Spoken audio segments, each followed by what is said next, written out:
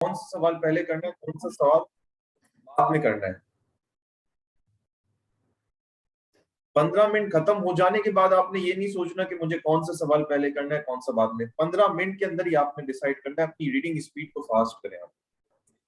एक जो मैं मशवरा सारे स्टूडेंट्स को देता हूँ, शुरू से देता रहा हूँ मैं, तकरीबन दिसंबर 2013 से मैंने एक फेसबुक पेज स्टार्ट किया था, सीए काउंसलर्स ऑफिशियल।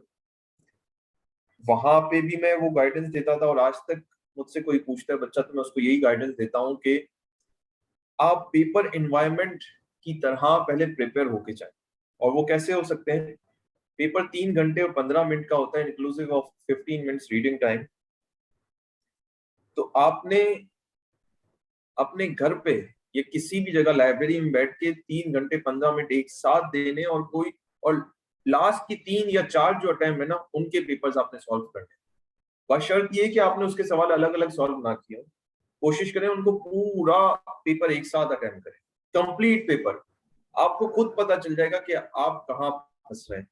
अच्छा, पेपर अटेम्प्ट जितना भी हुआ आपसे अगर पूरा भी हो गया तो आप इसके जो सजेस्टेड आंसर आईक्यूएफ देता है उसके हिसाब से अपनी मार्किंग करें।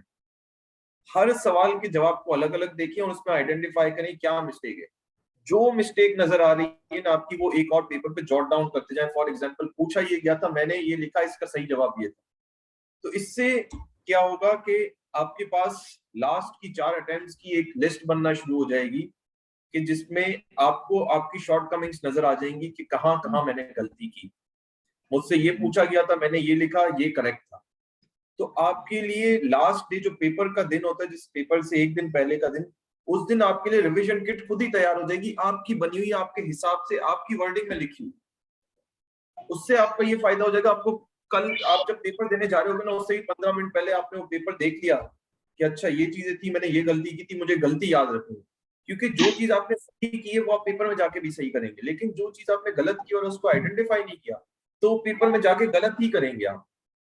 वो सही नहीं हो सकती जब तक आइडेंटिफाइड ना हो। तो इट्स वेरी इंपॉर्टेंट कि यू नो कि क्या गलती की थी और उस गलती को सही किस तरह किया जा सकता है। दोनों चीजें पता होनी चाहिए। सिर्फ ये पता होना कि हाँ ये गलती है, इससे फायदा नहीं होगा। गलती को सही कैसे करना है वो भी पता होना बहुत जरूरी है। रोहिल, वालेकुम सलाम। तो इट्स वेरी इंपॉर्टेंट, आपने पेपर एनवायरनमेंट में 3 से 4 अटेम्प्ट लास्ट की करनी है। उनके सॉल्यूशंस को फिर कंपेयर करना है, जो शॉर्ट कमिंग्स हैं उनको आपने लिखना है। मुस्तफा, ये क्लास नहीं है, ये ओरिएंटेशन सेशन है। क्लासेस हमारी स्टार्ट हो चुकी हैं और सारे लेक्चर्स यूट्यूब पे अवेलेबल हैं। नेक्स्ट वीक से पोर्टल आ जाएगा। तो ये सबसे इजीएस्ट वे है कि जिसमें आप अपनी प्रिपरेशन कर सकते हैं। अपने दिमाग से ये निकाल दें कि आईक्यूएफ हमें फेल करता है, सबसे पहली चीज ये निकाल दें। दूसरा ये कि अपने मिस्टेक्स को आइडेंटिफाई करें और उन मिस्टेक्स को किस तरह रेक्टिफाई करना है माइक बंद कर दें।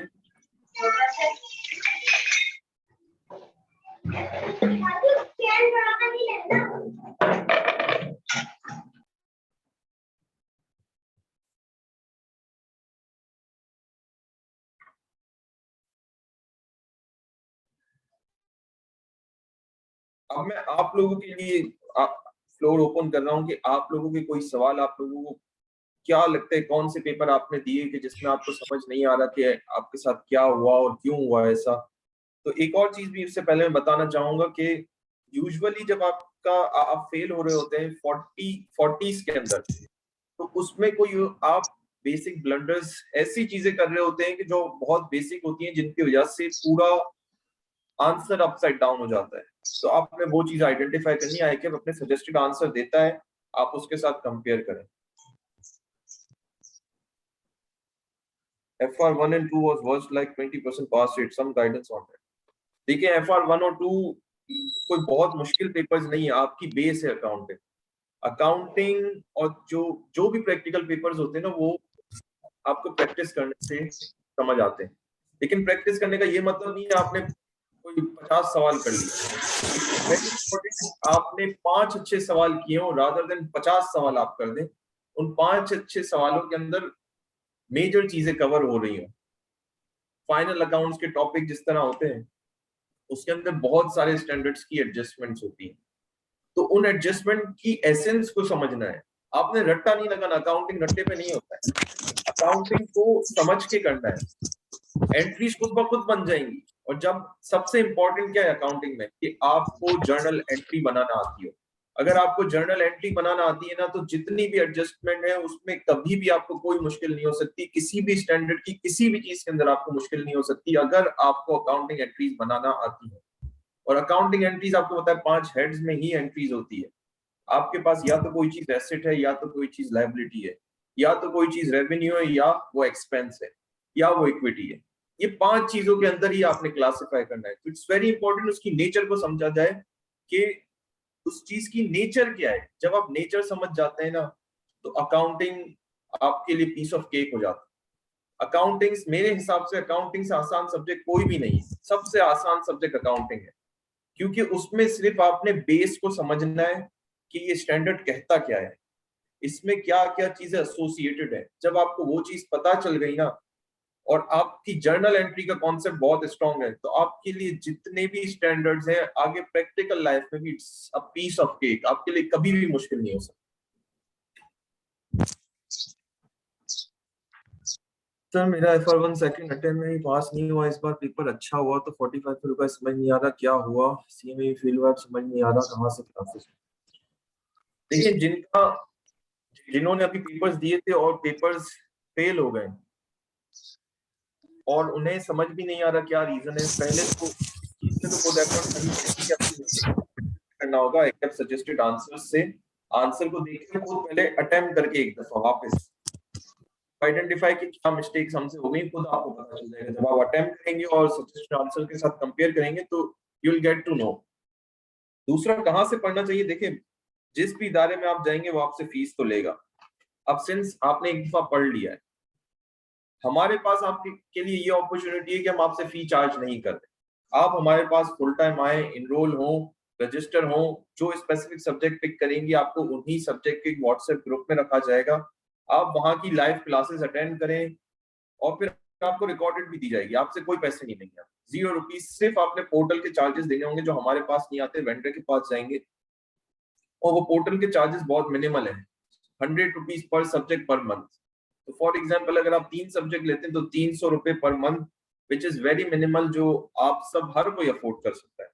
तो हम आपको ये अपॉर्चुनिटी दे रहे हैं कि जिनका पेपर रुक गया है, वापस रादर देन फुल 5 5 10 10 15 हजार पर सब्जेक्ट फी दें, वो हमारे पास आए, इनरोल हों, और फ्री ऑफ कॉस्ट पढ़ लें।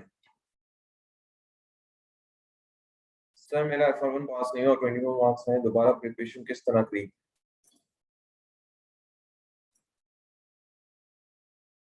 मुश्तबा ये IT कोर्सेज नहीं है, ये CA है। IT courses is totally different, वो अलग डोमेन में होता है। अगर कोई IT से रिलेटेड कोर्स का कोई स्टूडेंट यहाँ पे है तो वो प्लीज एग्जिट कर ले, ये उसके लिए नहीं है सेशन। अच्छा, जिन जिन बच्चों के प्रैक्टिकल पेपर्स फेल हुए हैं, स्पेसिफिकली अकाउंटिंग, तो उन्हें क्या करना चाहिए? उन्हें सबसे पहला काम तो ये करना चाहिए कि अब जो लास्ट अटेम्प्ट जिसमें वो फेल हुए उसको री अटेम्प्ट करें। पूरा पेपर री अटेम्प्ट करें 3 घंटे 15 मिनट के अंदर। 15 minute exact, 15 minute reading time दे, फुल 15 मिनट। 15 मिनट से ना, अब तो आप पढ़ सकते हैं, लेकिन 15 मिनट से कम नहीं करना, क्योंकि आपको पेपर में 15 मिनट से पहले लिखने की इजाजत नहीं होती। तो आपने जो जिस तरह से मैंने अप्रोच बताई उस तरह से करें, पेपर पूरा सॉल्व करें, आईकैप के सजेस्टेड आंसर के साथ कंपेयर करें, आपको वहां खुद ही मिस्टेक आइडेंटिफाई हो जाएगी। वरना दूसरा ऑप्शन मैं सिर्फ लिमिटेड टाइम के लिए दे रहा हूं कि मुझे अटेम्प्ट करके दे दें, या मैं किसी और टीचर के थ्रू, जो भी क्वालिफाइड बंदा मुझे, और क्योंकि सिंस हमारी फ्रेटर्निटी में काफी सारे यंग क्वालिफाइड लोग हैं, मैं उनसे रिक्वेस्ट करके वो पेपर सॉल्व कर लूंगा। एक और ऑप्शन ये है कि आप सॉल्व करें, सजेस्टेड आंसर के साथ कंपेयर करके अपनी मिस्टेक्स आइडेंटिफाई करें, और मेरे साथ 1-to-1 सेशन करें कि आप इस चीज को कैसे सही करना है। तीसरा ऑप्शन ज्यादा बेहतर है, हर किसी को मैं 1-to-1 टाइम दे सकता हूँ, बस उसने सिर्फ मेरे ऑफिस आना होगा, क्योंकि मैं कहीं जॉब करता हूँ। मेरे ऑफिस पे वो आए, मैं उसको आधा घंटा 1 घंटा जितना भी टाइम चाहिए वो मैं उसको पर्सनल टाइम दूंगा, मेरे सामने बैठे, जो उसकी क्यूरीज है उसको देन एंड देयर जवाब दूंगा। देयर आर सम स्टूडेंट्स जिन्होंने अकाउंटिंग नहीं पढ़ी due to examination so far, FR1 हो जाएगा, क्या करना चाहिए? अच्छा, अगर वो स्टूडेंट्स हमारे पास इनरोल्ड हैं, तो हमने पिछली दफा एक शॉर्ट अकाउंटिंग का कोर्स करवाया था, और इस दफा भी हम एक शॉर्ट अकाउंटिंग का कोर्स करवा सकते हैं उनके लिए कि उनको बेसिक कॉन्सेप्ट आ जाए। तो हमारे पास पिछली क्लासेस भी सारी रिकॉर्डेड मौजूद है। अगर वो स्टूडेंट हमारे साथ रजिस्टर्ड हो जाता है FR1 के लिए, तो हम उस स्टूडेंट को इंट्रोडक्शन टू अकाउंट्स की सारी क्लासेस के रिकॉर्डेड लेक्चर्स दे सकते हैं, जिससे वो पढ़ के चीजें खुद समझ सकता है, और जो क्यूरी हो वो FR1 के टीचर से भी पूछ सकता है, क्योंकि हमारे पास जो आईए के टीचर्स हैं वही FR1 के टीचर्स हैं। तो ये बहुत आसानी हो जाएगी उसके लिए कि अगर उसको कोई क्यूरी है तो वो ड्रॉप कर दे कि मेरी ये क्यूरीज हैं, और उसका जवाब मिल जाएगा। जो हमारे पास ऑलरेडी रजिस्टर्ड है वो एडमिन को रिक्वेस्ट करते हैं कि हमें, सिंस हमने आईए नहीं पढ़ा हुआ है, तो हमें आईए के पुराने लेक्चर्स दे दें, तो हम आपको वो रिकॉर्डेड लेक्चर्स भी दे देंगे। और जो अगर नए बच्चे आना चाह रहे हैं, फ्रेश अगर कुछ उसमें करना चाह रहे हैं, तो हम एक शॉर्ट कोर्स भी रेलेवेंट टॉपिक्स में करवा सकते हैं। We can work on it. अच्छा काशिफ, मेरी आवाज आ रही है? जी आ रही है। अस्सलाम, दिस इज हसन मारफानी। बच्चों, मैं उम्मीद कर रहा हूँ तुम लोग सब खैर वाफियत से होंगे। काशिफ, यानी बस ये दो बच्चों ने एक सवालात किए थे जिसका मैं चाहूंगा कि उनको जवाब दे दूं। जैसे एक बच्चे ने सवाल किया है, मैसेज किया है जरियाब ने कि FR1 and FR2 was worse like 20% pass rate, some guidance on that. देखो यार, एक चीज समझो कि मेरा एक उसूल है, जो क्योंकि इट्स बीन 10 और 12 इयर्स नाउ कि मैं जो है अकाउंटिंग रिलेटेड सब्जेक्ट्स पढ़ा रहा हूँ, तो मैं बच्चों को एक बात बोलता हूँ कि यार देखो, पासिंग रेट के ऊपर तुम लोग नहीं जाओ। अगर 1000 में से एक बच्चा पास हो रहा है ना, तो तुम्हारा एम ये हो कि वो तुम हो एक बच्चा। मैं अल्लाह की कसम खा रहा हूँ कि मैं हमेशा यही सोचता था। जब भी मैं पेपर में बैठता था तो मैं ये नहीं बोलता था या अल्लाह पेपर आसान है, मैं अल्लाह की कसम ये दुआ करता था कि अल्लाह मैं पास हो जाऊं, कुछ भी हो जाए मैं पास हो जाऊं। डायरेक्ट अल्लाह से टू द पॉइंट बात किया करो, ठीक है ना? तो मेहरबानी करके पासिंग परसेंटेज के ऊपर नहीं जाओ कि भाई 1% रिजल्ट है, इन्हें 2% रिजल्ट है, इन्हें 3% रिजल्ट है। तो भाई वो उस बंदे की अलग स्ट्रेंथ है। अल्लाह ताला ने तुम्हें एक यूनिक बंदा बना के पैदा किया। तो तुम्हारा एम ये होना चाहिए कि अगर लाखों में से, हजारों में से एक बच्चा है तो वो तुम हो। तो तुम यकीन करो, अल्लाह ताला तुम्हें मायूस नहीं करेगा। खुद बैठा हुआ है। इसका कभी भी ये एम नहीं होता था कि भाई जो है क्या कहते हैं कि भाई हम पासिंग परसेंटेज देखें, कि भाई जो ज्यादा पासिंग परसेंटेज वाला नहीं। हमेशा हमारा एम ये रहा है। काशिफ भी जो है माशाल्लाह, he is considered as one of the youngest chartered accountant. में खुद जो है 22.5 साल की उम्र में क्वालिफाई कर गया। तो एक चीज अपने दिमाग में बिठा लो, कभी भी ये नहीं सोचो कि यार 5% है या 10% है। No need to worry about. अच्छा, ये एक सवाल की थ्योरी थी। I hope you have got the point. एक और बच्चे ने, जरियाब ने ये बोला कि सर 38 मार्क्स आए। जरियाब का ही सवाल है, तो मैं इसके ऊपर जवाब दे दूं कि सर हमें क्या करना चाहिए। देखो यार, एक चीज समझो, 2-3 वजूहत होती हैं फेल होने की, सही है। एक तो ये वजह होती है कि आपने तैयारी नहीं की, फुल ठंड मचाई हुई है, ठंड प्रोग्राम है, तो बस बेहतर ये है कि तैयारी कर लो। इसका जवाब ये है। दूसरा दूसरा जो एक इशू होता है वो ये होता है कि सर आपके कॉन्सेप्ट्स अच्छे नहीं होते। आपने क्लास ली है मगर टीचर से केमिस्ट्री नहीं मिली, तो सर आपके कॉन्सेप्ट्स अच्छे नहीं है, तो इस वजह से आप लुढ़कते हो। तो सर उसके लिए ये है कि आप क्लासेस दोबारा ले लो।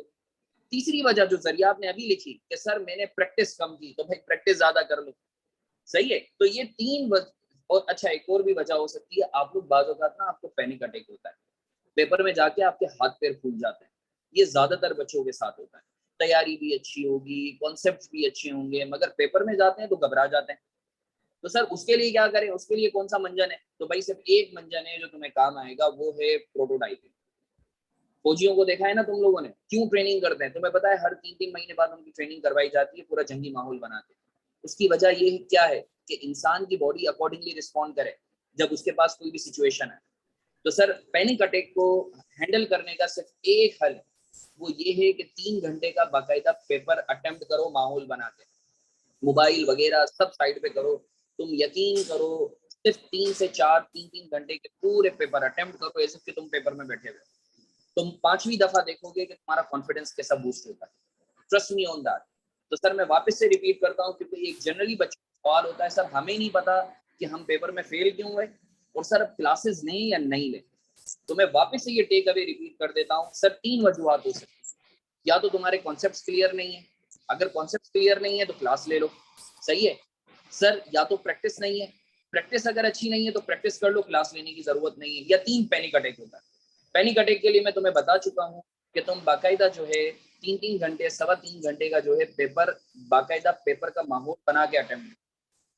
तो सर ये मेरी तरफ से अगर कोई क्वेश्चन है, और बाकी मैं एक और चीज ये काशिफ को दाद देना चाहूंगा इस बात पे कि ये इतना मसरूफ होने के बाद जो है क्या कहते हैं, यानी तुम लोगों के लिए टाइम निकाल रहा है, अल्लाह ताला तुम्हें जज़ाए खैर दे कि काशिफ जो है अगर ये खुद बच्चों को इस तरीके से ऑफर कर रहा है कि यार, क्योंकि मैं तुम्हें बताऊं कि मसला ये होता है कि आप लोग पता है पढ़ते हो, यानी हम लोग पढ़ने में तो सारी चीजें पढ़ते हैं, मगर जब पेपर में जाते हैं तो हम लड़के को लड़की बना देते हैं और लड़की को कोई तीसरी मखलूक बना देते हैं, तो एग्जामिनर फिर मार्क्स काटता है। तो एक सबसे बड़ा जो अलमिया है हमारे बच्चों का कि हम लोग समझ तो लेते हैं, मगर मैंने it's about the reproduction in the paper, तो हम लोग जो है थोड़ा सा मैसअप कर जाते हैं। तो ये काशिफ अभी मैं सुन रहा था, मैंने अभी ज्वाइन किया, तो काशिफ जिस तरीके से ऑफर कर रहा था कि भाई बच्चे चाहें तो वो खुद काशिफ से इंडिविजुअली चेक करवा सकते हैं, तो इट्स रियली अमेजिंग। यानी मैं तुम्हें बोलूंगा कि यू पीपल आर ब्लेस्ड कि जो है तुम लोगों को जैसे काशिफ जैसा काउंसलर मिला। मैं भी कोशिश कर रहा हूँ कि मैं जितना हो सकता है तुम लोगों की हेल्प आउट करूँ, तो इस चीज को अवेल करो, स्पेशली जो थ्योरी वाले बच्चे, क्योंकि देखो हम लोग न्यूमेरिकल में तो अच्छे होते हैं, मगर थ्योरी के अंदर जो है ना हम लोग थोड़ा सा जो है ना वो लिखने में, जाहिर सी बात है, हम लोग अंग्रेज तो पैदा नहीं हुए ना, ठीक है। तो this is it from my side. अगर कोई और सवाल है तो Kashif is here, I am here, so feel free to ask. सही है। एक और सवाल था कि can we freeze any subject to next attempt. बिल्कुल आप कर सकते हैं। देखिए आपने तो पैसे तो देने ही नहीं है ना, तो आप तो इस अटेम्प्ट में ही पढ़ लें, अगली अटेम्प्ट में फिर पढ़ लें। हम आपको मना कर रहे हैं। आपको फ्रीज करने का या मसला वहां होता है कि जहां आपने फी देनी हो। आपने यहाँ कोई फी तो देनी नहीं है, आप क्लासेस ले लो, खुदा ना खास्ता पेपर पास ना हो, आप वापस रिकॉर्डेड लेक्चर्स ले लो हमसे, वापस लाइव क्लासेस ले लो। तो इस हम तो कमर्शियल पर्सपेक्टिव में है ही नहीं ना, हमें तो कोई कमर्शियल गेन करना ही नहीं है। हम तो चाह रहे हैं कि आप लोग पढ़ लें, आप लोगों को क्या फैसिलिटी हम दे सकते हैं उसी के बारे में ज्यादा फोकस करें।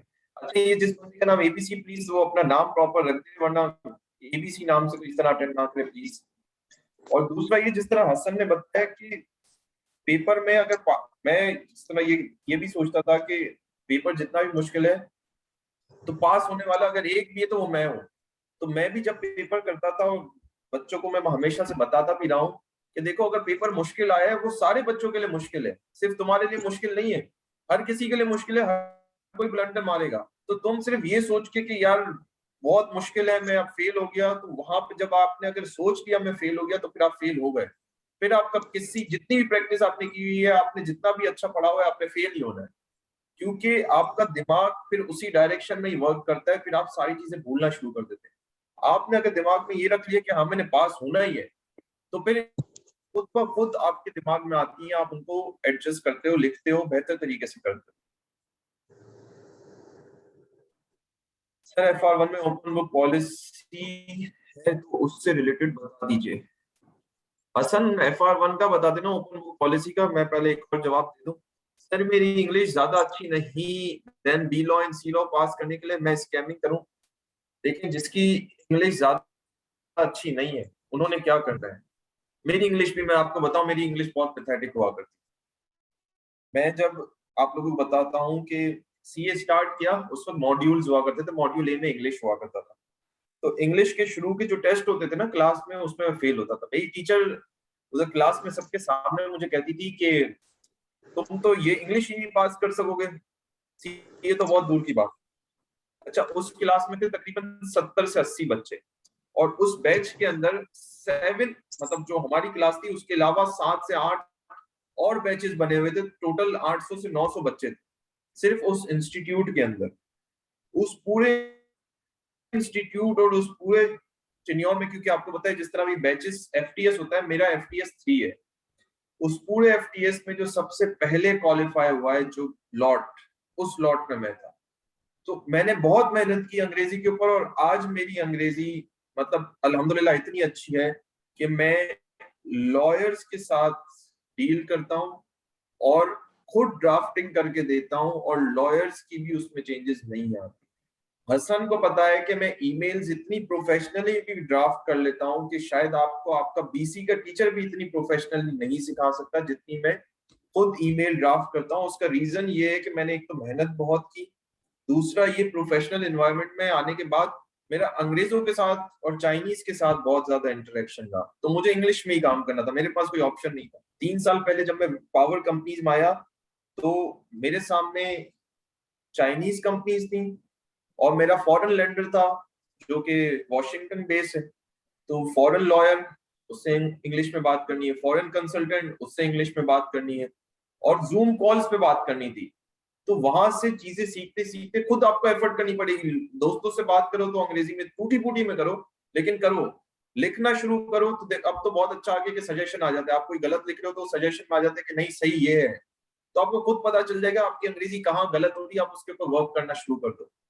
और सबसे बेहतर ये होता है कि आप न्यूज़पेपर पढ़ लो, कोई इंग्लिश के सबटाइटल्स वाली चीजें देख लो, ताकि आप जब बोलना, जब तक प्रैक्टिस में नहीं आओगे ना कुछ भी नहीं हो सकता। सिर्फ बुक पढ़ने से कुछ भी नहीं होगा, क्लास लेने से कुछ नहीं होगा। प्रैक्टिस करनी है, बहुत एफर्ट करनी है। आपकी ग्रामर अच्छी होनी चाहिए रादर देन आपको बहुत सारे जार्गन्स आते हैं अंग्रेजी के, उससे कोई फर्क नहीं पड़ेगा। अगर आपकी ग्रामर खराब है ना तो आपका लॉ भी खराब होगा, आपके आगे के थ्योरी के जो पेपर्स हैं वो भी खराब होंगे, क्योंकि जो आप लिखना चाह रहे हैं वो आप नहीं लिख रहे होते, उसके अलावा सब कुछ लिख रहे होते हैं। तो हमारा अंग्रेजी का यही अप्रोच है कि आपने प्रैक्टिस करनी है, लिख के उसको प्रैक्टिस करें, बार बार लिखें, 10 दफा एक आंसर लिखें, लेकिन लिखते रहे, प्रैक्टिस करेंगे, आप परफेक्ट हो जाएंगे इंशाल्लाह। मुझसे भी अच्छे अंग्रेजी बोल लेंगे आप, लिख भी लेंगे इंशाल्लाह। How long does it take to get articles after class? Daryab, it all depends upon you. जिस तरह मैंने बताया कि आईक्यू के स्टैटिस्टिक मैंने खुद देखे हैं और 97% स्टूडेंट्स ऑलरेडी इनरोल हो चुके हैं आर्टिकल्स के लिए। जब स्टूडेंट पास होता है तो अपॉर्चुनिटीज आती हैं, उसने उन अपॉर्चुनिटीज को अवेल करना होता है। बहुत सारी जगह पे टेस्ट वगैरह होते हैं, उनको पास करना होता है। और देखिए, बिग फोर पे दुनिया नहीं खत्म होती, ये बात याद रखें। मैं बहुत सारे ऐसे लोगों को जानता हूँ जो बिग फोर से नहीं है लेकिन उसके बावजूद आगे बढ़े। हाँ, ये जरूर होता है पहली जॉब में थोड़ा मसला आता है, लेकिन पहली जॉब के बाद फिर आपकी जो प्रोफेशनल नॉलेज होती है उसको देखा जाता है रादर देन आपकी फॉर्म को। और दूसरा ये कि अब तो इंडस्ट्री आर्टिकल्स भी ओपन है ना, तो उसके ऊपर भी बात कर लेते हैं। देखें, दोनों एक अलग फील्ड है। एक ऑडिट की साइड है, एक फाइनेंस की साइड है। इंडस्ट्री ज्यादा फाइनेंस की साइड पे है, internal audit, taxation, corporate affairs की तरफ। फर्म ज्यादा ऑडिट साइड की तरफ। मैं खुद एक इंडस्ट्री ऑर्गेनाइजेशन का, ट्रेनिंग ऑर्गेनाइजेशन आउटसाइड प्रैक्टिस जो आईकेएफ का, उसका लाइसेंस होल्डर है, लकी ग्रुप का। तो उसमें जो प्रॉज एंड कॉन्स है वो भी आपको बता देता हूँ। सबसे बड़ा फायदा ये है कि 3.5 साल बाद आपको जॉब सिक्योरिटी एक यूजुअली मिल जाती है, क्योंकि इंडस्ट्री चाहती है कि 3.5 साल जिसको मैंने सिखाया उसी को मैं कंटिन्यू करूँ। तो उससे फायदा ये होता है, उसको सारी चीजें बताई होती है, वो हमारे हिसाब से ढल चुका होता है, तो उससे बहुत फायदा हो जाता है।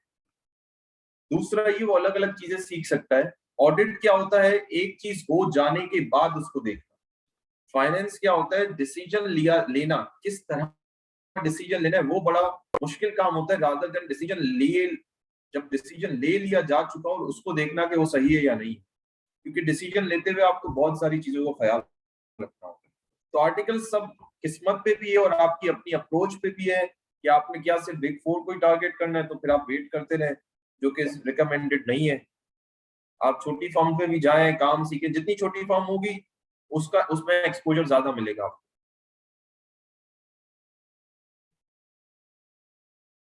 सर, नेक्स्ट अटेम्प्ट में दे दो C law and B law, can I do? देखिए, आप यूजुअली ये रिकमेंडेड नहीं होता कि बिजनेस लॉ और कंपनी लॉ एक साथ देते हैं, क्योंकि दोनों बहुत प्योर प्योर थ्योरी सब्जेक्ट्स हैं, लॉ बेस्ड हैं। आपने पहले लॉ नहीं पढ़ा हुआ, एक साथ दो लॉ के सब्जेक्ट रिकमेंडेड नहीं होते। कोशिश करें तो सब्जेक्ट के साथ एक लॉ दें और फिर अगले के साथ एक लॉ दें। अगर आपके पास कोई और ऑप्शन बचा ही नहीं है, यही दो पेपर रह गए, तो ऑब्वियसली साथ देते हैं। सर, मेरा FR1 31 और CMA 25 पर रुका, प्लीज गाइड कर देंगे क्या स्ट्रेटजी रखूं? स्ट्रेटेजी देखो, मैंने आपको शुरू में ही बता दिया, आपके कम मार्क्स पे रुके हुए 31 और 25 पे।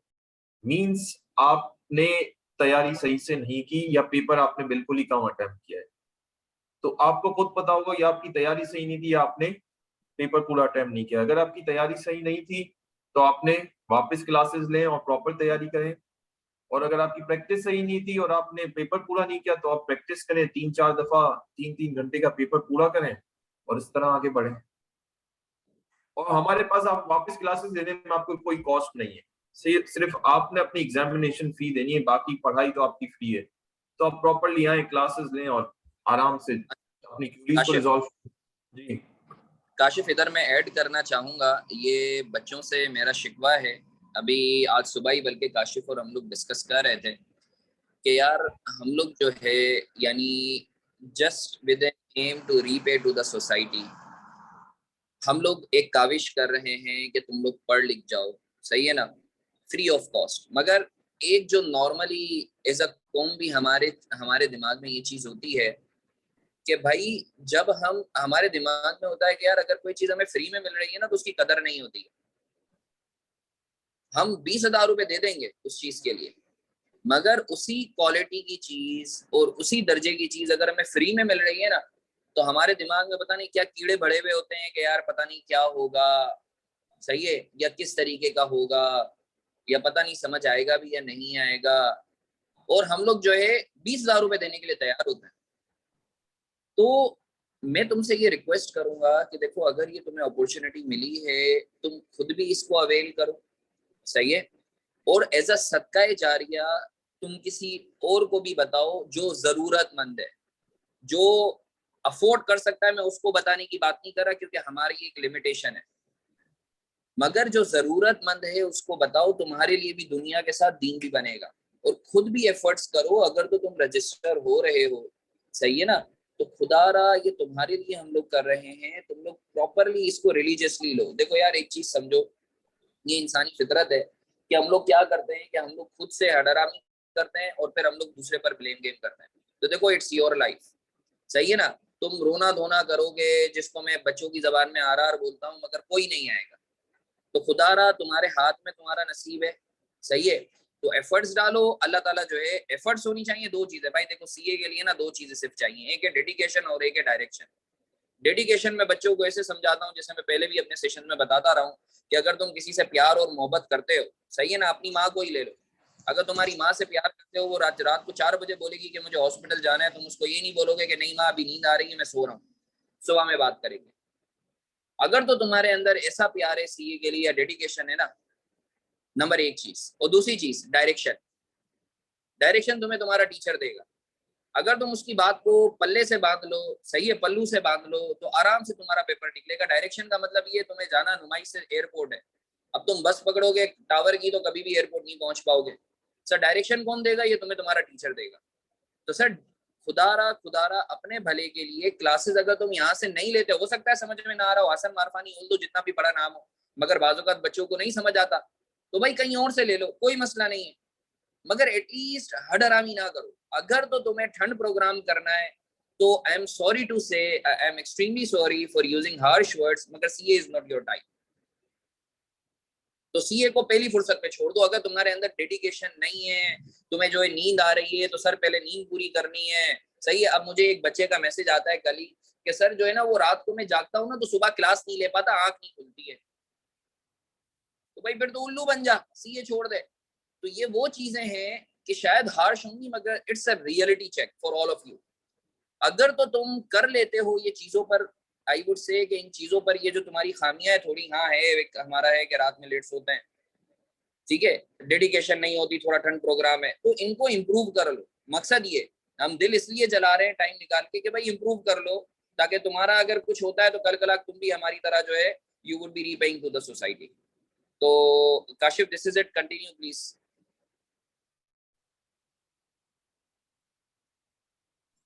हसन, एक सवाल आया हुआ है, वो उसको भी जवाब दे दे फॉर रेलेवेंट टू यू, कि ये कहाँ था, उसके विल बाद फिर देयर बी मैं। 4 चैप्टर्स कवर्ड ऑफ FR2। भाई देखो यार मैं बिल्कुल, अगर तो तुम लोग इंटरेस्टेड हो, क्योंकि सर आईकेप की न्यू स्कीम में अच्छा मैं एक एक करके सवाल लेता हूँ, पहले ये FR2 का इस बच्चे का जवाब दे दूं कि भाई देखो इस बच्चे ने बोला कि सर टेस्ट और क्विज़ेस वगैरह होंगे या नहीं होंगे, तो बिल्कुल, क्योंकि इधर एक्चुअली ये है कि पेन पाकिस्तान जो है वो बच्चा जो है वो अटेंड कर रहा है, तो जाहिर सी बात है अब इस्लामाबाद का बच्चा वो कराची में नहीं आ सकता। तो what we can do, let me discuss with Kashif.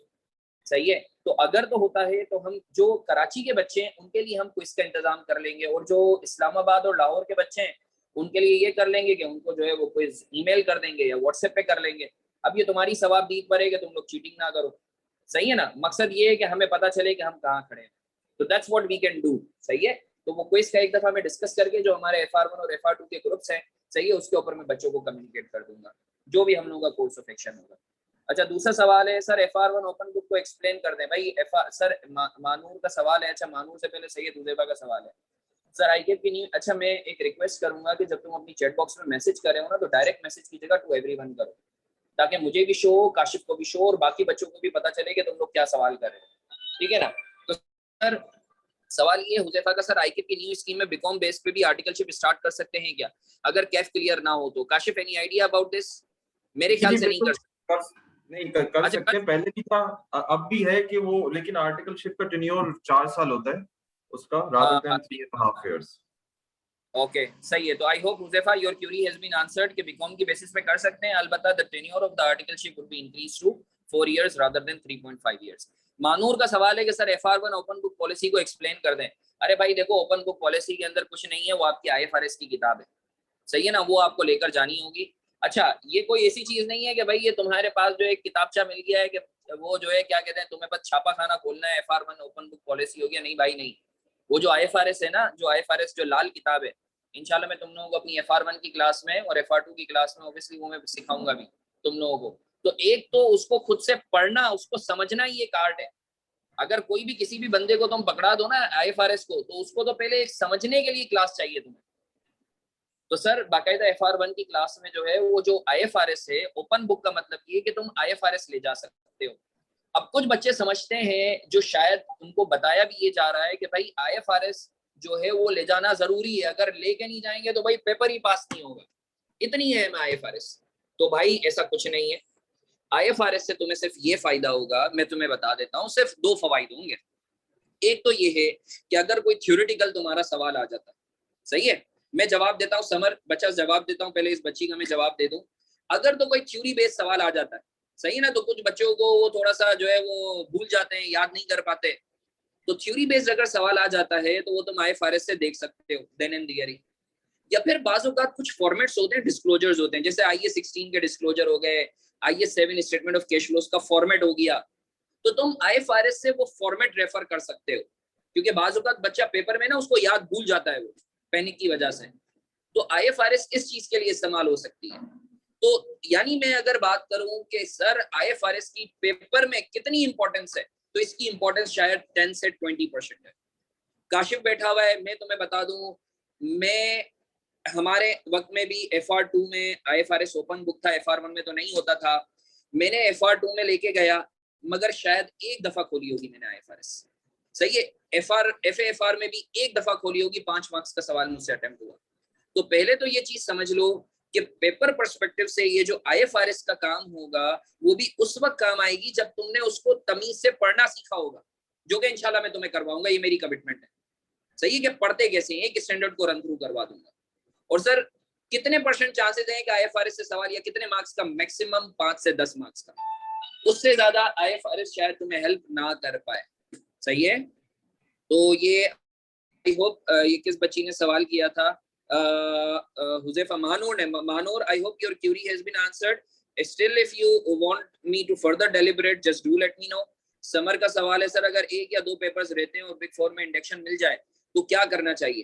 Paper की तैयारी करें या फिर फर्म ज्वाइन कर सकते, करने के साथ यार देखो, अगर बिग 4 में मिलता है ना तो मैं ये बोलूंगा कि तुम ज्वाइन कर लो, सही है, तुम ज्वाइन कर लो। अगर तो पेपर्स को मैनेज कर सकते हो, क्योंकि देखो फर्म्स में अपॉइंट होने के साथ साथ तुम्हारी जो पहली प्रायोरिटी है वो ये है कि पेपर को पास करो। तो बिग 4 में अगर मिल रहा है तो आई वुड से, चूंकि करंटली हालात ऐसे हैं और बिग 4 ऑब्वियसली हर बंदा प्रायोरिटी देता है, सही है ना, तो ज्वाइन कर लो। और कोशिश करो कि जो है तुम अपने मैनेजर से रिक्वेस्ट कर लो कि तुम्हें 2 महीने की छुट्टी मिल जाए या 1-1.5 महीने की छुट्टी मिल जाए। अदर देन बिग फोर अगर तुम्हें मिलता है तो आई वुड सजेस्ट थोड़ा सा सब्र कर जाओ, पहले पेपर निकाल लो, उसके बाद ज्वाइन कर लेना। तो इसके अलावा कोई और सवाल? Sir how do you get induction before clearing Kaif?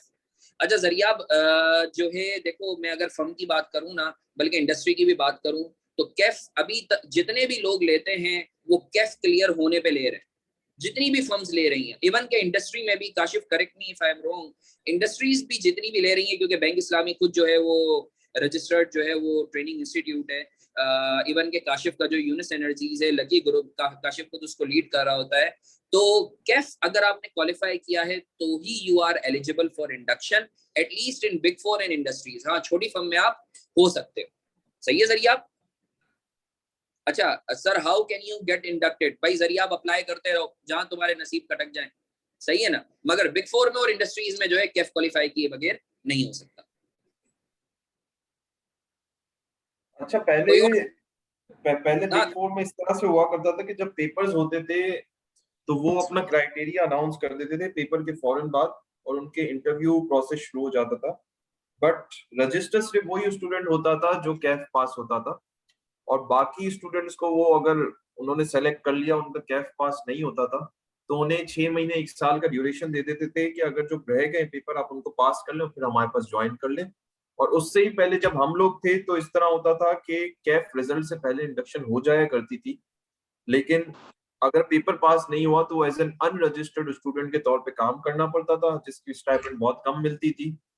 But उसमें फर्म के साथ कोई कॉन्ट्रैक्ट नहीं हुआ हुआ होता था आपका। लेकिन अब सारी अनाउंसमेंट और जो भी चीजें होती हैं वो रिजल्ट से बस बिल्कुल पहले या रिजल्ट के फौरन बाद होती है, क्योंकि अब सब चाहते हैं कि हमारे पास रजिस्टर्ड स्टूडेंट्स ही हो रादर देन अनरजिस्टर्ड स्टूडेंट। अच्छा शिजा का एक सवाल है, काशिफ, मैं इसको एड्रेस कर देता हूँ। सर अगर कैफ का एक पेपर रह जाए तो फर्म में इंडक्शन हो जाता है एक कैटेगरी फर्म में? जी बिल्कुल, मेरा बच्चा शिजा वो उसकी सवाब दीद पर है। अगर एक कैटेगरी फर्म जो है वो लेना चाहे तो वो बिल्कुल ले सकती है, सही है। मगर बिग फोर अगर आप कैफ क्वालिफाई करते हो तो ही आपको जो है वो लेगी। अच्छा दूसरा इधर शिजा, अगर लेट से तुम्हें ऑफर आ जाती है एक कैटेगरी फर्म से, तो तुम्हें ज्वाइन करना चाहिए या नहीं करना चाहिए? भाई तुम देख लो, अगर एक पेपर है, घर पे बोर हो रही हो, तो मैं बोलूंगा कि एक्सपीरियंस के लिए चले जाओ। मगर अगर तुम्हें ऐसा लगता है कि नहीं यार, तुम्हें जो है वो पेपर जो है वो पास करने के लिए एफर्ट्स की जरूरत है, तो तुम्हें ज्यादा टाइम चाहिए, तो फिर फर्म ज्वाइन ना करो, सही है, पेपर पास करो। तो it totally depends on your strength. ठीक है शिजा? हुजैफा का एक सवाल है, सर फिनटेक का कोर्स है अब पीएसआरसी की जगह, तो उससे रिलेटेड जरा गाइड कर दें। काशिफ आई वुड रिक्वेस्ट कि अगर आप इसके ऊपर बात करो। सॉरी, मैं बीच में से हट गया था कि ये फिनटेक वाले की तरफ आप कह रहे हो कि फिनटेक वाले पे बात करने के लिए, या वो शिजा का जो सवाल है? फिनटेक के ऊपर जो है वो हुजैफा कोई सवाल कर रहे हैं। अच्छा देखिए, फिनटेक और ये जो 4 ऑप्शनल कोर्सेज आए ना, इसके ऊपर अभी कोर्स आउटलाइन बन रही है आईकैप की, जिसमें फिनटेक के ऊपर स्पेशली सिलानी आईकैप के साथ काम कर रहा है। तो इसके ऊपर जो भी प्रोग्रेस होती रहेगी उससे मुतालिक हम आपको अपडेट करते रहेंगे। और मैंने ये सोचा है कि एटलीस्ट जो हमारे जितने स्टूडेंट्स हैं उनके साथ वीकली या महीने में 2 दफा उनके साथ में जूम सेशन या फिजिकल सेशन के थ्रू इंटरेक्ट करता रहूं। तो जैसे ही कोई अपडेट प्रॉपर आएगी तो उसको मैं पूरे ग्रुप में हर जगह ही हम बता देते हैं। हम तो सारे ग्रुप्स में फिर चीजें डाल देते हैं, और इसके ऊपर अगर लोग कहेंगे, स्टूडेंट्स कहेंगे, तो हम सेशन भी कंडक्ट कर देंगे। काशिफ ये कंपलसरी भी नहीं है ना अभी, तो आई बिलीव अभी जी जी जी। कंपलसरी भी। हाँ तो चिल करो यार, जो चीज जो फर्ज है पहले फर्ज को पूरा करो, बाद में नवाफिल पढ़ना है यार। ठीक है ना? पहले फर्ज पे हम बात कर लें कि हमें फर्ज के अंदर क्या क्या जो है वो चीजों में मसले मसाइल है, फिर नवाफिल को देखेंगे। Any other question feel free please. Daryaft, can I start looking for articleship before? देखिए, अब आपने नहीं ढूंढनी आर्टिकलशिप, अनाउंसमेंट होती है, हर इदारा अपनी अनाउंसमेंट करता है, आपने उसमें डेट दी हुई होती है, तो वो डेट आपके रिजल्ट से पहले की भी हो सकती है और आपके रिजल्ट के बाद की भी हो सकती है ना। तो अगर आपके रिजल्ट से पहले की, तो ऑब्वियसली अप्लाई करें, रिजल्ट का इंतजार नहीं करें कि भाई रिजल्ट आएगा फिर मैं अप्लाई करूंगा, क्योंकि उसकी डेडलाइन जा चुकी होगी। ये आपके ऊपर डिपेंड नहीं करता कि मैं अप्लाई बाद में करूंगा या पहले करूंगा। हर फर्म की, हर industry training organisation outside practice की अपनी डेडलाइन आती है, उसकी बेसिस के ऊपर आपने करना होता है। Where can I check these deadlines and such? ये देखें, एसबीआईएल का फेसबुक पेज आप लोग लाइक कर लें, हम वहां पे भी पोस्ट किया करेंगे, और मेरा खुद का पेज है सीए काउंसलर्स ऑफिशियल, हम वहां पे भी यूजुअली पोस्ट कर देते हैं जब जब हमें पता चलता है किसी फर्म की ओपनिंग आई है। और आईकैप के खुद के पेज के ऊपर भी ट्रेनी इंडक्शन से रिलेटेड सारी डिटेल्स आई हुई होती हैं, अगर किसी फर्म में ओपनिंग होती है तो वहां पे ही मेंशन होता है। Do we have any other question or shall we end the session? 5 paper दे सकते हैं ना इस अटेम्प्ट में एग्जिस्ट? भाई 5 पेपर आप तब भी दीजिएगा जब आपने कोई इनमें से 3 पेपर्स पढ़े हुए हों। 5 papers as a new paper attempt करने की कोशिश ना करें तो बेहतर है, it's not recommended.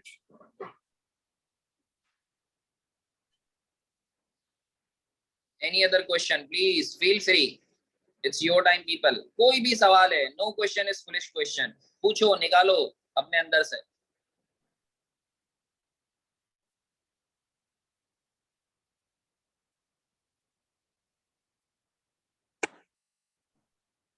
Any question? अच्छा क्वेश्चन आया है, सर मैंने FR2 को चेंज करना है बिजनेस लॉ के साथ, तो क्या करूं? बिजनेस लॉ के साथ चेंज कर लो, कोई मसला नहीं है। रजिस्ट्रेशन जो है वो हसान से कांटेक्ट कर लो, वो चेंज कर देगा तुम्हारी रजिस्ट्रेशन, कोई मसले वाली बात ही नहीं है।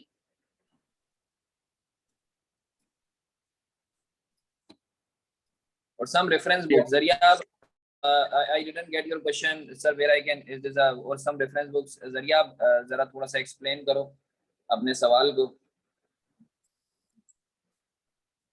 तो अगर कोई सवाल नहीं है तो फिर काशिफ साइन ऑफ करें। अच्छा, ये एक सवाल है समर का, सर सीएमए की प्रैक्टिस भी कर रहे, डेली लेक्चर भी लेते, तब भी आईके पास पेपर खुद सॉल्व करते नहीं हो रहा होता, प्लीज इस बारे में गाइड करें कि कैसे इस सब्जेक्ट को लेकर चलें। अच्छा यार देखो, बल्कि ये बहुत अच्छा सवाल है कि आई एम श्योर तुम लोगों के जो रिलेवेंट टीचर हैं कॉस्टिंग के, सही है, उनसे वो पास पेपर्स करवा रहे होंगे आईकेप के, और उनसे तुम रिक्वेस्ट भी कर लिया करो, सही है। इनकेस इंसान है, बंदा भूल जाता है। जैसे मैं तुम्हें बताऊं, कल मेरी FR2 की क्लास थी, तो मैंने क्या किया हुआ है, वीकली बेसिस पे या फोर्टनाइटली बेसिस पे बच्चों को जो टॉपिक खत्म होता है उसके पास पेपर्स हम लोग डिस्कस कर रहे होते हैं। तो तुम अपने टीचर से जो है, वैसे तो I am sure her teacher जो है वो रिस्पेक्टिवली हर टॉपिक के पास पेपर्स करवा रहा होगा, ठीक है। इनकेस अगर उससे मिस आउट हो जाता है, आस्क योर टीचर, ठीक है, कि जो है सर आप हमें पास पेपर्स भी करवाएं, and I am sure that relevant person would be more than happy, ठीक है ना। तो टीचर से तुम लोग रिक्वेस्ट कर लो तो वो पास पेपर करवाएगा, ठीक है। Samar, Manna, I hope your query has been answered. अच्छा समर, इसमें आप ये भी कर सकते हो कि खुद भी आप स्टेप्स लिख लो। जिस तरह अलग अलग टॉपिक्स ना, लेबर कॉस्टिंग है, फिर डायरेक्ट कॉस्टिंग है, फिर रेलेवेंट कॉस्टिंग है, फिर इररेलेवेंट है, बहुत सारे डिसीजन मेकिंग है। तो आप अपनी समझ के हिसाब से एक पूरा डायग्राम बना लो कि भाई इसका क्या प्रोसीजर होता है, कि कोई भी चीज की अप्रोच क्या होती है। वो डायग्राम बना के आप बेशक अपने टीचर्स के साथ, ये जो आपका ग्रुप है कैफ 3 का, उसके अंदर शेयर कर दो, टीचर से पूछ लो क्या ये सही है। गलत होगा तो वो सारे बच्चों की भी इस्लाह हो जाएगी, सही होगा तो सबका फायदा भी हो जाएगा। तो इस तरह से आप लोग जो भी हो उस ग्रुप के अंदर शेयर कर दिया करो। 4 पेपर दे दूं सर, एक पेपर ऑलरेडी स्टडी, देखिए 4 पेपर में डिपेंड करता है कौन से। अगर कैफ ग्रुप बी के 4 देना चाह रहे हैं और पीछे का ट्रैक आपका बहुत अच्छा है कि सारे पेपर फर्स्ट अटेम्प्ट में हुए हैं, तो आप फिर 4 देने जाएं। वरना अगर आपके पास टाइम है तो फिर 4 ही पेपर बचे हैं तो सुकून से 2-2 करके दें या 3-1 करके दें। इतना अपने आप को बहुत ज्यादा प्रेशराइज ना करें कि आप एक पेपर भी पास ना हो पाए।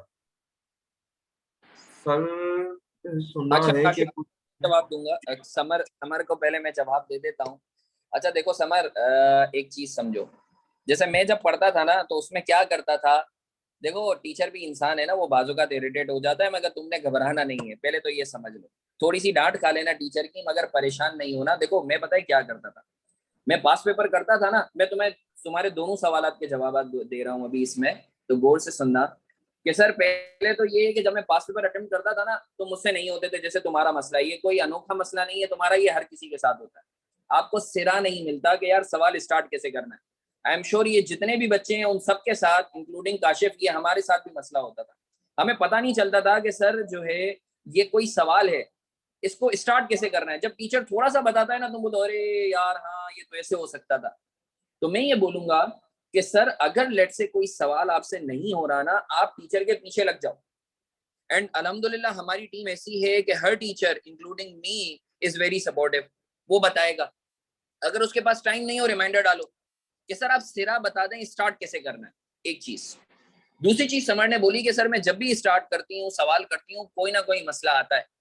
तो समर मेरा बच्चा मुझे बताओ, पहले तो हमें 100 में से 100 तो नहीं चाहिए ना। अगर तो देखो तुम्हें 100 में से 100 चाहिए तो फिर मैं इसका इलाज बताता हूँ। 100 में से तुम्हें 50 मिनिमम चाहिए, अभी तो पास करना है ना, मेरिट की तो बात की बात है। तो पास करने के लिए तुम्हें 50 मार्क्स चाहिए, तुम्हें 100 में से 100 नहीं चाहिए। तो मेरी बच्ची, अगर तुम यकीन करो, अगर तुम 50% सवाल सही कर रही हो, 50% गलत भी कर रही हो, तो कोई मसले वाली बात नहीं है, you are on the right track. अगर तुम 70% सवाल सही कर रही हो तो तुम बहुत अच्छा जा रही हो। और तुम यकीन करो अल्लाह की कसम, अगर तुम 90% सवाल सही कर रही हो, सिर्फ एक दो, यानी मैं 100% की बात नहीं कर रहा, अगर तुम लेट से कोई सवाल करती हो और उसमें 90% सही होता है तो तुम यकीन करो तुम मेरिट लाओ।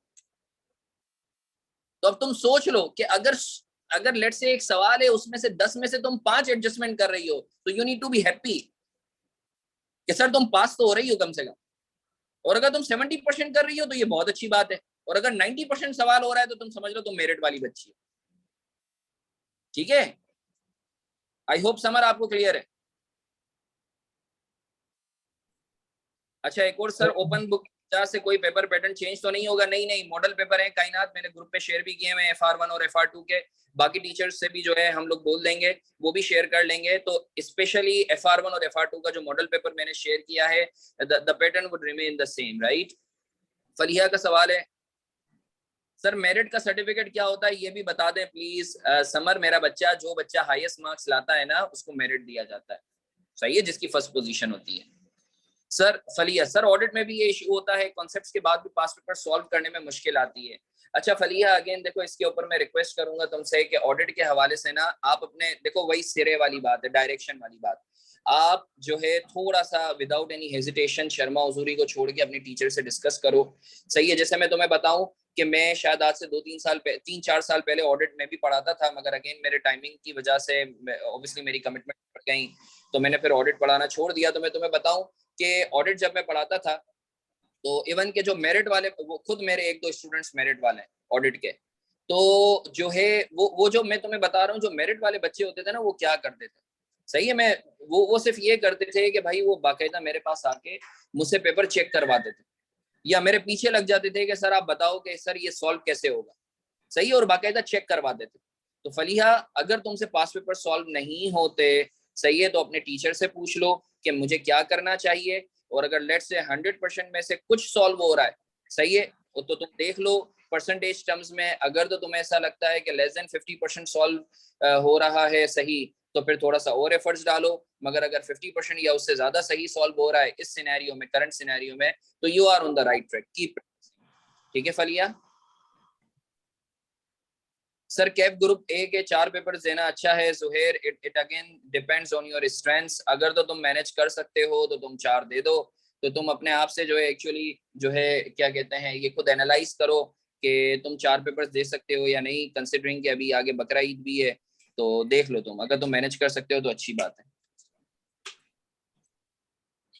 सही है। कोई और सवाल, एनी अदर क्वेश्चन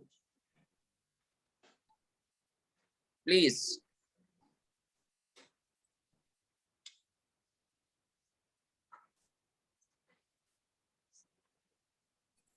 चलो अच्छी बात है। सर अगर 3 दो तो उनसे स्किप करना अच्छा है। सर अगर 3 दें तो कौन सा, क्या मैं लिखना नहीं, मैं समझ नहीं पा रहा हूँ जुबेर। सर अगर कौन 3 सा दो ही तो लिखा कौन, होगा, कौन सा ही लिखा होगा? अच्छा कौन सा लिखा हुआ है? सर अगर 3 दो तो कौन सा स्किप करना है, यानी ग्रुप ए के, ग्रुप बी के, क्या कहना चाह रहे हो, जरा मुझे एक्सप्लेन करो जुबेर। ये ग्रुप ए के ही पूछना है मेरे ख्याल से, क्योंकि ऊपर इसके 4 का लिखा था। या देखो ग्रुप ए के, मेरी राय है कि तुम शुरू के 3 उठा लो या बीच का एक छोड़ के तुम टेक्स्ट उठा लो, सही है ना। यानी FR1 उठा लो, कॉस्टिंग उठा लो, और या FR1 बिजनेस लॉ उठा लो, कॉस्टिंग या टैक्स में से कोई भी उठा लो, कोई मसले वाली बात नहीं है, सही है। सर FR1 में ICAP स्टडी टेक्स्ट करना मैंडेटरी? हाँ भाई हाँ, सुन लो, ये रिदा ने बहुत अच्छा सवाल किया है, बहुत अच्छा सवाल किया है। और ये मैं तुम्हें बच्चा जो है ना, अब तुम लोग देखो एक चीज समझो कि बच्चा, अब होता ये है, होता ये नॉर्मली, मैं इंसान की साइकी तुम्हें बता रहा हूँ। अब तुम लोग अगर लेट से कोई चीज पढ़ोगे ना एक इंस्टीट्यूट से, एक टीचर से, अब कोई दूसरा टीचर एक की जगह दो चीजें बताएगा तो तुम परेशान हो जाओगे। तुम पहले वाले को बोलोगे, सलावातें सुनाओगे, अरे उसने तो ये कवर ही नहीं करवाया। यानी फॉर एग्जाम्पल, एक टीचर से तुम एक कॉन्सेप्ट पढ़ते हो, उसके ऊपर 4 बातें बताता है। अब दूसरा टीचर जो है वो एक और कॉन्सेप्ट दे देता है, तो तुम बोलते हो पहला वाला टीचर जो है वो पता नहीं उसने पढ़ाया है या कैसा पढ़ाया है। देखो मेरी एक बात समझो, एक बात समझो, आईकेप ने जो है ना स्टडी टेक्स्ट दी है, स्टडी टेक्स्ट में जितना है ना, जितने कॉन्सेप्ट्स हैं, तुमने बस वो करने, ठीक है ना। मैं तुम्हें FAFR का पढ़ा दूं, मगर भाई वो सिलेबस में आना ही नहीं है, तो तुम्हारे टाइम का ज़िया है। अब सर हमें कैसे पता चलेगा कि कौन सा टीचर सिलेबस के हिसाब से पढ़ा रहा है, कौन सा टीचर सिलेबस के हिसाब से नहीं पढ़ा रहा? तो याद रखो, मैं 3 दफा बोलूंगा, क्योंकि तुम लोगों को भुलक्कर, शॉर्ट टर्म मेमोरी लॉस, तो मैं 3 दफा बोलूंगा, सही है, कि सर हमेशा बेस स्टडी टेक्स्ट को बनाना। मैं वापस रिपीट कर रहा हूं, सर स्टडी टेक्स्ट को बेस बनाना। मैं वापस रिपीट कर रहा हूं, स्टडी टेक्स्ट को बेस बनाना। अगर टीचर तुम्हें पढ़ाता है, अगर टीचर तुम्हें पढ़ाता है, सही है, तो उसको कंपेयर जरूर करना कि वो चीज स्टडी टेक्स्ट में है या नहीं, जैसे मैं अपनी क्लास में करवाता हूँ।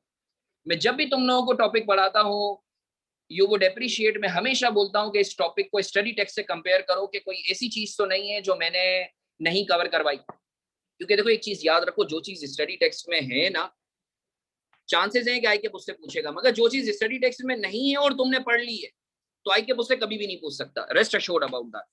तो खुदारा खुदारा खुदारा स्टडी टेक्स्ट को बेस बनाओ, ये कोई भी सब्जेक्ट हो, ये हर सब्जेक्ट के लिए मैं एक ब्लैंकेट तुम लोगों को स्टेटमेंट दे रहा हूँ। स्टडी टेक्स्ट से आईकेप या सिलेबस जो दिया हुआ है उससे डेविएट नहीं कर सकता, नहीं कर सकता, सही है। I hope your query has been answered.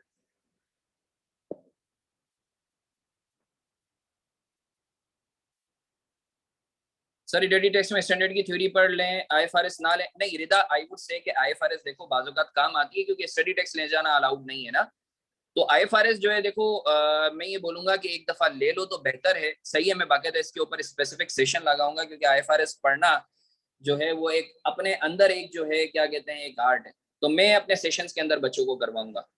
अच्छा, ये एक और सवाल है, sir I don't have studied accounting due to examination and I am too much worried, what should I do because I am going to attempt FR1 in cost. Hania, मेरा बच्चा accounting के हवाले से, जैसे अभी काशिफ ने भी बताया, ठीक है, कि अकाउंटिंग के हवाले से मेरे खुद बेसिक के रिकॉर्डेड लेक्चर्स बने हुए हैं, सही है। हम लोग यहाँ इंट्रोडक्शन टू अकाउंटिंग का कोर्स भी हो रहा है, तो या तो तुम 1 महीने का वो कोर्स ले लो, मगर अगेन तुम्हारे पास इतना टाइम नहीं है, तो इंट्रोडक्शन टू जो अकाउंटिंग की बेसिक्स हैं उसके ऊपर मेरे 18 लेक्चर्स हैं। तुम मुझे मैसेज कर सकती हो, मैं तुम्हें वो लेक्चर्स दे दूंगा, सही है। इवन के तुम हसन या काशिफ को भी मैसेज कर सकती हो, वो लेक्चर दे देंगे। 18 लेक्चर हैं, 18 घंटे पर मबनी है, ठीक है। बस वो देख लो, तुम्हारी अकाउंटिंग जो है बेस बन जाएगी, ठीक है ना। फिर अकाउंटिंग के हवाले से तुम्हारे गम जो हैं वो सारे के सारे खत्म हो जाएंगे, बस तुमने 18 लेक्चर वो देखना है, सही है। अगर फास्ट फॉरवर्ड में देखोगी तो 8 घंटे के अंदर तुम्हारी बेसिक्स बन जाएंगी, ठीक है। आनिया, सर स्टडी टेक्स्ट कहाँ से मिलेगा? औज़ुबिल्लाहि मिनश शैतानिर रजीम, बिस्मिल्लाहिर रहमानिर रहीम। ये मैं इसलिए पढ़ रहा हूँ कि कुछ ऐसे सवालात होते हैं कि मैं भी थोड़ा सा, सर स्टडी टेक्स्ट जो है, या अगर आप हार्ड में लेना चाहते हो तो आईकिप जाओ, सही है, वहां रिक्वेस्ट कर लो, वरना जो है क्या कहते हैं, सॉफ्ट में जब आप अपना CRN लॉग इन करोगे तो आपको स्टडी टेक्स्ट वहां से मिल जाएगा, ठीक है ना। और अगर FR1 और FR2 के हवाले से बात करो तो वो मैं ग्रुप पे, FR1 FR2 के ग्रुप पे ऑलरेडी स्टडी टेक्स्ट शेयर कर चुका हूँ, सही है। सर स्टडी टेक्स्ट में स्टैंडर्ड की थ्योरी पढ़ लेना। Rida, I hope your query. Samar, sir कुछ टीचर्स बोल रहे हैं आप स्टडी टेक्स्ट ना फॉलो करो, कंफ्यूज हो जाओगे। समर देखो अगेन, हर टीचर रिस्पेक्टेबल है, ठीक है, मगर मैं अपना 12 साल तजुर्बे की बेसिस पर बता रहा हूँ, सही है। यानी मैं तुम्हें ये नहीं बोल रहा, देखो दो चीजें, एक होता है स्टडी टेक्स्ट को पढ़ना, उसको बेस बना, और एक होता है सिर्फ तुम देख लो कि यार कॉन्सेप्ट्स कवर्ड हैं या नहीं। तो मैं तुम्हें ये बोलूंगा, स्टडी तुम जिस टीचर से पढ़ रहे हो, देखो हर बंदे की अप्रोच अलग होती है। जैसे मैं पढ़ा रहा, मेरी अप्रोच पढ़ा है, अच्छा ये पीछे डिस्टोर्शन है, it's a humble request, please mute कर दो। सवाल हो बिल्कुल तुम लोग मुंह से भी बोल सकते हो, मगर जब तक अगर कोई डिस्टोर्शन, म्यूट कर दो। Coming to the point Samar, में तुम्हारे सवाल का, समर का बड़ा अच्छा सवाल है कि सर कुछ टीचर्स बोल रहे हैं कि स्टडी टेक्स्ट फॉलो ना करो, कंफ्यूज हो जाओगे। देखो दो बातें मेरा बच्चा, एक होता है स्टडी टेक्स्ट से पढ़ना, और एक होता है स्टडी टेक्स्ट को देखना कि सारे कॉन्सेप्ट्स कवर्ड हैं या नहीं है। तो देखो, अब मैं हूं लेट्स से ऑब्वियसली हसन मारफानी, अगर तुम्हें पढ़ा रहा है तो देयर इज अ पॉसिबिलिटी कि स्टडी टेक्स्ट में जिस तरीके से लिखा हुआ हो उस तरीके से मैंने ना पढ़ाया हो, मैंने डिफरेंट तरीके से पढ़ाया हो। तो सर अगर तुम्हारा टीचर बोल रहा है तो उसका ये मतलब होगा कि अगर मैं तुम्हें जिस तरीके से पढ़ा रहा हूं तुम इस तरीके से पढ़ो, तो वो बिल्कुल सही बोल रहा है। हाँ, कॉन्सेप्ट्स कवर्ड हैं या नहीं स्टडी टेक्स्ट के, सारे दो अलग अलग चीजें। अब जैसे मैं बच्चों को क्या बोलता हूँ, मैं तुम्हें अपनी एग्जांपल देता हूँ। जाहिर सी बात है, मैं स्टडी टेक्स्ट में जैसे लिखा हुआ है मैं वैसे नहीं पढ़ाता, मेरा तरीकाकार थोड़ा डिफरेंट है। मैं स्पून फीड करवाता हूँ बच्चों को, हलवा बना के देता हूँ, बस उनको गले में उतारना होता है। फिर मैं बच्चों को क्या बोलता हूँ, जरा तुम क्या करो, स्टडी टेक्स्ट को गो थ्रू करके देख लो कि जो कॉन्सेप्ट उसमें दिए हुए क्या सारे के सारे वही हैं। अब हो सकता है स्टडी टेक्स्ट में जो है अगर हमें 4 समझना हो तो स्टडी टेक्स्ट में लिखा हुआ हो 2 + 2 4 होता है, और मैंने बताया हुआ 1 + 3 भी 4 होता है, तो अल्टीमेटली तुम्हें 4 निकालना आ रहा हो। तो स्टडी टेक्स्ट को बेस बनाने का मतलब ये है कि तुम देख लो स्टडी टेक्स्ट में जो कॉन्सेप्ट्स हैं क्या टीचर ने वो सारे कवर करवाए। अगर नहीं करवाए तो अपने टीचर को बोलो कवर करवाए, और वो करवाएगा। आई होप आपको क्लियर है। मैं चाहूंगा कि भाई मुझे मैसेज करके बता भी दो, सही है कि मैं इतना तुम लोगों को गाइड कर रहा हूँ, काशिफ गाइड कर रहा है, तो मुझे बता दो तुम लोगों की क्यूरी क्लियर है या नहीं, जो दिमाग में कीड़े भरे हुए थे वो मरे या नहीं मरे, मुझे बताओ। समर का सवाल का जवाब खुजेमा, हर मंथ पेपर देने वाली स्कीम में पेपर कैसे दे सकते हैं, क्या यह स्कीम ये है या नहीं है? ठीक है, हर मंथ वाली तो यार अभी कोई भी मेरे उसमें नहीं आई है नॉलेज में। Kashif, if you want to answer please.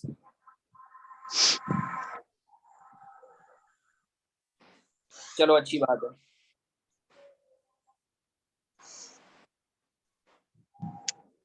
ये बाजिल असर, अगर 3 पेपर्स बैक टू बैक हो, कोई हॉलीडे ना हो तो मैनेज हो जाता है? क्योंकि सर अभी लास्ट अटेम्प्ट में मैंने 3 पेपर्स दिए थे, हॉलीडेज थी जिसकी वजह से अच्छा टाइम मिल गया था रिवीजन के लिए।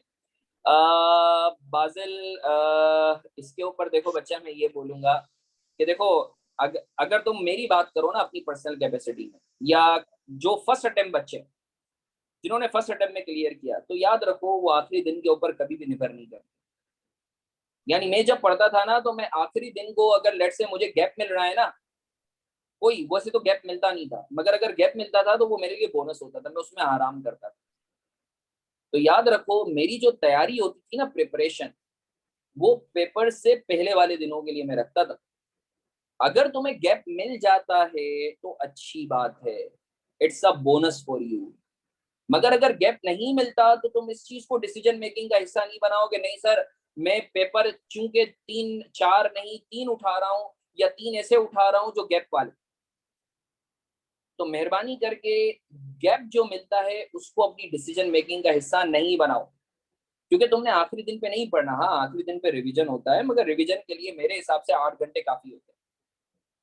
मगर स्टिल अगर तुम्हें ऐसा लगता है, क्योंकि देखो हर इंसान अल्लाह ताला ने डिफरेंट बनाया है, कि सर गैप वाले पेपर्स के अंदर मैं ज्यादा सुकून फील करता हूँ या ज्यादा कंफर्टेबल, तो हाँ कोई मसले वाली बात नहीं है, उठा लो। मगर मेरे जैसा बच्चा होता तो मैं शायद गैप को अपनी डिसीजन मेकिंग में लाता ही नहीं। गैप होता या ना होता, मैं बोलता मुझे फर्क नहीं पड़ता। क्यों? क्योंकि मेरी तैयारी पहले हुई है। ठीक है बाजिल?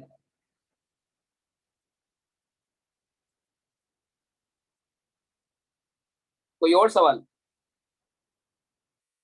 अच्छा, प्लीज? ये समर का एक सवाल है अब जिस पे हसन ने जवाब दे दिया था। सर कुछ टीचर्स बोल रहे हैं आप स्टडी टेक्स्ट को फॉलो ना करो, कंफ्यूज हो जाओगे। उसमें स्पेसिफिकली जो लॉ रिलेटेड होगा ना, company law and tax law, उसमें सिंस आपकी स्टडी टेक्स्ट हर दफा अपडेट नहीं होती है, तो वहां पे स्टडी टेक्स्ट रेलेवेंट नहीं रहती बहुत सारे एरियाज में, क्योंकि लॉ आपका हर साल अपडेट होता है और कंपनी लॉ बीच बीच में भी अपडेट होता है। तो उस केस में स्टडी टेक्स्ट के लिए टीचर्स बिल्कुल ऐसा कहते होंगे। बाकी सब्जेक्ट में study text is kind of relevant. Reporting के अंदर भी ये होता है कि रिपोर्टिंग की भी स्टडी टेक्स्ट अपडेट नहीं होती फ्रीक्वेंटली, और अगर कोई चेंजेस आते हैं तो उस पोर्शन के लिए टीचर बिल्कुल ऐसा कह सकते हैं। तो ऐसा नहीं है कि स्टडी टेक्स्ट आपके लिए बिल्कुल ही हर सब्जेक्ट में 100% रेलिवेंट हो जाए। कुछ टॉपिक्स आपके लिए irrelevant at some point in time हो सकते हैं। हाँ भाई, कोई और सवाल? कोई और सवाल है तो प्लीज पूछ लो, एल्स हम लोग छुट्टी करें। सर स्मार्ट स्टडी कैसे करें? कुछ टीचर ये रिकमेंड करते हैं। स्मार्ट स्टडी कैसे करें, जैसे काशिफ ने अभी भी बताया। देखो यार, जो है जाहिर सी बात है, 2 चीजें होती हैं, एक हार्ड वर्किंग होती है और एक स्मार्ट वर्किंग होती है। मैं इसको तुम्हें समझा देता हूँ कि स्मार्ट स्टडी हम लोग बोलते हैं सर, ये होता क्या है। तो ये बड़ा अच्छा सवाल है, मैं जरा बता देता हूँ। देखो यार, स्मार्ट स्टडीज में जरा बता दूं, जो हम लोग करते थे, काशिफ और मैं, हम लोग स्मार्ट स्टडीज ही करते थे। अब ये होती क्या है, देखो भाई, बच्चा हार्ड स्टडीज से भी पास होता है, मेहनत करता है 8-8 घंटे, और स्मार्ट स्टडीज से 3-4 घंटे पढ़ के भी पास हो जाता है। अब मैं तुम्हें एक आसान सी एग्जांपल दूं अपनी, और मैं ये हर बच्चे को रिकमेंड भी करता हूँ कि देखो यार, एक टॉपिक है, जैसे अभी काशिफ ने आई एम श्योर इसके ऊपर पहले बात कर ली, शायद तुमने मुन्ना बाद में ज्वाइन करा होगा। भाई देखो, एक टॉपिक है ना, ये थ्योरी है या न्यूमेरिकल है, मैं दोनों की बात कर रहा हूँ। एक टॉपिक अगर है, अब तुम्हें क्लास में जो है ना, जैसे मैं अपनी बात करूं, FR1 के एक टॉपिक के ऊपर मैं शायद तुम्हें 20 सवाल करवाऊंगा, पास पेपर्स वगैरह सब मिलाकर। अब तुम्हें पता है कि वो जो मैं 20 सवाल करवाऊंगा, अब उसमें जो है शायद हो सकता है कि एक ही कॉन्सेप्ट पे मैं 5 सवाल करवा रहा हूं, ताकि तुम्हें अलग अलग फ्लेवर की चीजें मिल जाए। अब जब तुम अपनी तैयारी करोगे तो तुम्हारे पास दो अप्रोचेस हैं, या तो तुम 20 के 20 सवाल वापस करो, या 20 की जगह 40 करो, या 20 की जगह 30 करो, या फिर तुम एक काम करो कि सर आप 5 नस्ली सवालात निकाल लो उस टॉपिक के, 5 नस्ली सवालात निकाल लो, और उस वो 5 ऐसे क्वेश्चंस हो जिसके अंदर सारे कॉन्सेप्ट्स हो। तो सर मुझे बताओ, 20 सवालात करना उस टॉपिक के, अपनी जब आप अपनी प्रैक्टिस कर रहे हो, वो ज्यादा आसान है, या 5 सवालात करना जिसके अंदर सारे के सारे कॉन्सेप्ट्स हो? रिदा जरा मैसेज करके बताओ, 5 सवालात करना तुम प्रेफर करोगे जिसमें सारे कॉन्सेप्ट्स हो, या फिर 20 सवालात करना?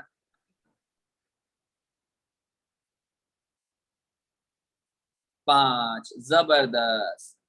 अब इससे फायदा पता है क्या होगा, जब तुम्हारा रिवीजन होगा ना, तो अगर लेट से FR1 के अंदर 10 टॉपिक है, तो अगर तो तुम रिवीजन कर रहे होगे और हर टॉपिक के ऊपर 20 सवालात करोगे, तो 10 × 20 200 सवालात।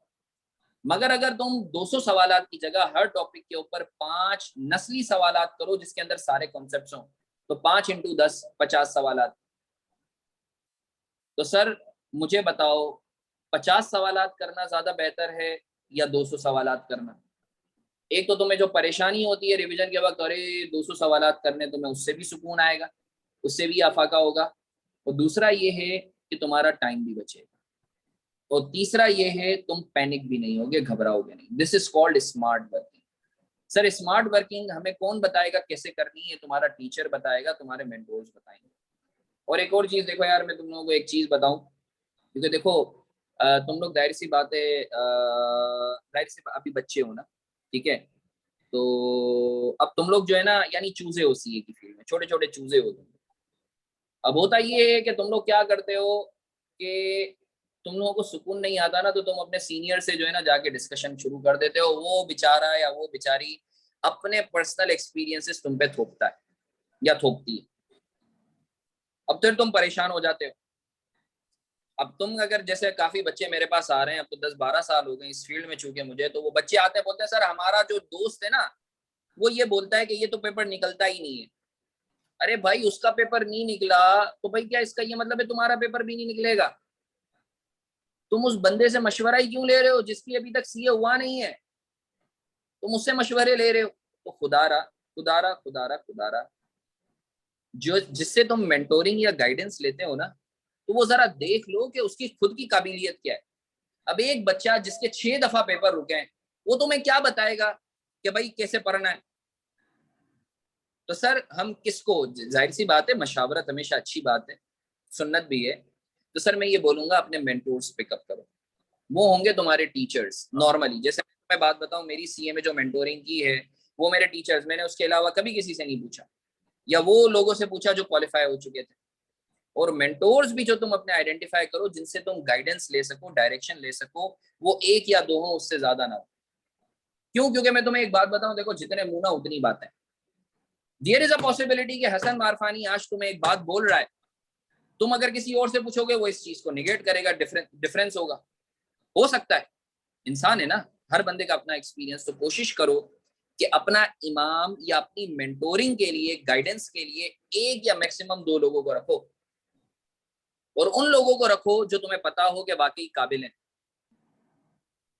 वो चलते फिरते जिसके 6 पेपर फेल हुए हैं, या जो बंदा अभी कर रहा है उसको पता ही नहीं है, और उसकी बातें सुन के तुम परेशान हो जाते हो या घबरा जाते हो। तो सर कोई और सवाल? सर कोई और सवाल?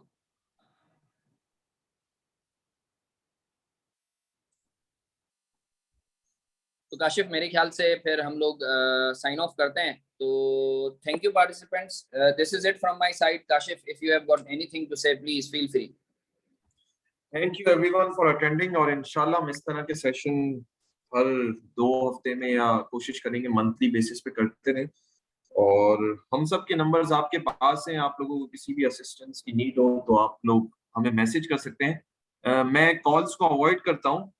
आप लोगों को अगर कोई भी ऐसी चीज हो तो मुझे व्हाट्सएप कर दिया करें, it's very convenient for me to reply whenever I have time. तो आप अपना नाम बता दिया करें, अपनी क्यूरी बता दें, इंशाल्लाह वी विल ट्राई टू अच्छा रिप्लाई। यार, एक चीज काशिफ मैं बोलना चाहूंगा भाई, देखो यानी तुम्हारा थैंक्स, वी अप्रिशिएट तुम सबको। अगेन जो हम लोग टाइम दे रहे हैं, सही है ना, मैं बाखुदा बताता हूँ, हम लोग जो टाइम दे रहे होते हैं शायद हम लोगों के पास अपनी जिंदगी के लिए भी टाइम नहीं होता। तो सर बदले में सिर्फ एक चीज चाहिए तुम लोगों से, जितनी भी हम लोग तुम पर मेहनत करें वो है बहुत सारी दुआएं हमारे लिए और हमारी फैमिली के लिए। सिर्फ एक कंसिडरेशन है, सही है ना। और हमें खुशी उस वक्त होगी जब तुम लोग सब पास हो गए, सही है। तो बस पास होने पे तुम लोगों ने मिठाई पहुंचा देनी है, ठीक है। बाकी बस बहुत सारी दुआएं करो। तो this is it from my side. तो इंशाल्लाह फिर मुलाकात होती है। Thank you so much Kashif, over to you. चले ठीक है, ठीक है, थैंक यू सो मच, और बाकी बेस्ट ऑफ लक आगे से। आई एम एक्सपेक्टिंग कि आप सब लाइव क्लासेस भी अटेंड करें, ताकि हमें भी एक अच्छी वाइब आना शुरू हो कि हमने जो एक इनिशिएटिव स्टार्ट किया है उसमें कुछ नजर आ रहा है, लोगों को उससे फायदा हो रहा है। ठीक है, तो आप लोगों ने हमारे मैसेज को भी लोगों तक पहुंचाना है, और इसको पूरे पाकिस्तान वाइड लोगों तक पहुंचाना है, ताकि हर कोई जिसको सीए करना है ना, वो इजीली कर सके और घर बैठे कर सके, उसको कोई मसला ना हो। टेस्ट वगैरह के लिए हमारा ये होगा कि कराची में सिंस हमारे पास 2 कैंपसेस हैं, वहां पे फिजिकल टेस्ट होंगे इंशाल्लाह। और जो दूसरे रीजन है, क्योंकि सिलानी कंट्री वाइड एक ऑर्गेनाइजेशन है, तो उसकी बहुत सारी जगहों पे उनके पास जगहें मौजूद हैं। तो हम देख लेंगे कि हमारे स्टूडेंट बेस कहाँ कहाँ मौजूद है। अगर एक एक स्टूडेंट ही हुआ किसी शहर के अंदर, तो वो उस पर हम ट्रस्ट करेंगे और उसको हम ऑनलाइन पेपर दे देंगे, और हम एक्सपेक्ट करेंगे वो कोई चीटिंग के बगैर उसको सॉल्व करे, क्योंकि उसमें उसी की भलाई है। अगर ज्यादा स्टूडेंट होंगे 5-10, तो हम कोई ना कोई जगह अरेंज करने की कोशिश करेंगे जहां वो फिजिकली आके टेस्ट दे सकें, और फिर हम उसको चेक कर लेंगे। ठीक है, जजाकल्लाह एवरीवन, और just remember us in your prayers. इंशाल्लाह फिर हम वापस सेशन करेंगे इसी मंथ, कोशिश करेंगे।